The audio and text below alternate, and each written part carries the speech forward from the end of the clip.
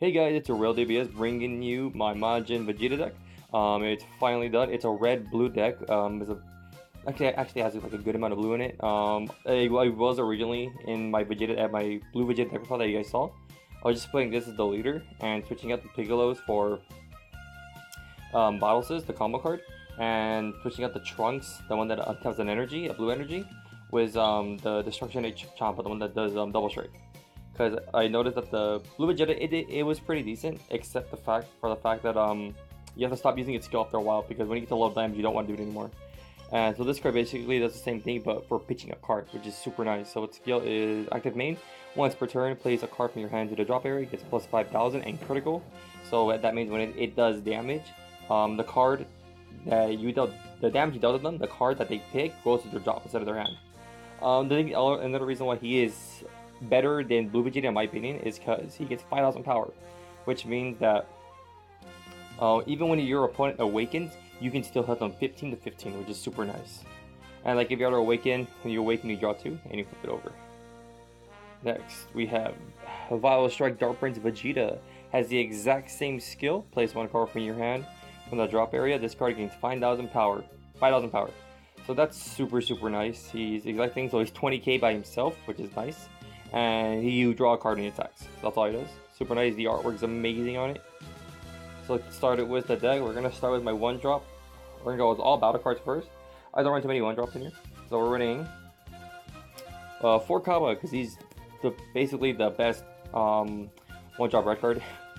So when he attacks, you can add a card from your life to your hand. He gains plus 10,000 and double strike. So he puts on a lot of early pressure. Next, we're playing 2 Majin Buu, just for a little draw support. Well, more than likely, these will just be energy. The 4 combo cards for the Piccolo version, but it's Vados. If you're a 4 life or less, plus 10,000 and draw a card. Furthering Destruction Champa, running 4. This is really good too, because your opponent can't see this coming. I was originally going to run the Minoka card, the blue 1-drop. That one that gives your leader double strike and you draw a card. But the reason why I don't like this is your opponent's going to see that coming.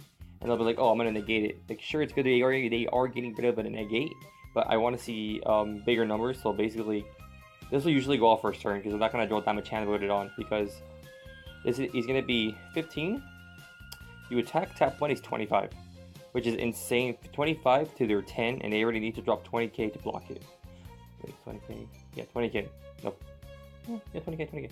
My math could be wrong, ignore that. So when you combo with this card, you pay, so yeah, pay 1.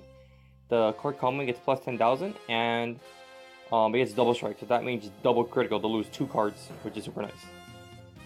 Next, the best card in my deck basically is a Mighty Mask Warrior. So I run a really big variety of my own version of Mighty Mask heroes, or the Go-Tens and Trunks. So skill is active main. Put this card from the battle area into the drop area. Switch your deck for up to 1 Trunks, Youth, and 1 Goten. So my package revolves on 3 Leap to the Future Trunks, 3 Leap to the Future Goten, 2 Vanilla Gotens, and 2 Vanilla Trunks. So the reason why I'm running the Trunks and the Goten is because the only blue cards you play in this deck are Objection, the Wiz Negate, and Senju. That's it. Like I said, the Majin Buu will usually be energy. So basically, you go turn 2 if you have Mighty Mask. You can attack with it, or you don't have to attack with it, get rid of it. Next turn, you have blue energy ready for you. So this is going to be your energy card. It basically searches out your energy cards. And also, I do run a good amount of Gotenks to search them out. And you also want to sort of keep your hand size low in this deck as well, because of the Gotenks. So next up, there's my Gotenks package. It's going to be 4 Prodigy Fusion Super Saiyan Gotenks.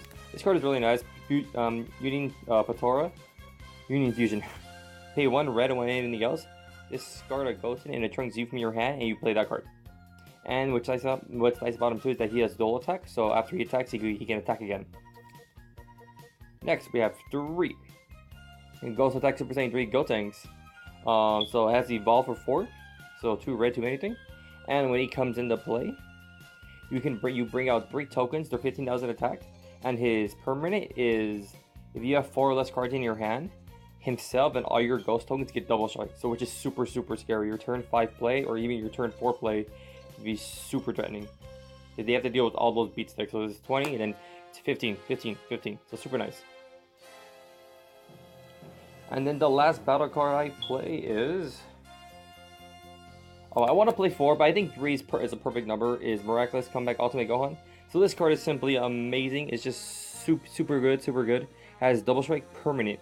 When this card is in your hand, if you have 3 or less cards, not counting himself, so let's say if you have 4 cards in your hand, his effect will go up because you have 3, not counting himself. And then he reduces his cost by 4, and so basically you could play him turn 2, which is insane. So let's say you draw 3 of these first hand. I would suggest keeping that hand because turn 2, if you have the right cards, you can get him off turn 2, which is super crazy. So 25k beat stick with double strike was a great auto effect. Turn 2 is scary, and his auto effect is when this card KOs your opponent's battle card, you inflict 2 damage to your opponent. So super good. So next we have Wiz Negates, the best negate in the game. 4 Tensei Beam, self-explanatory. And 4 objections.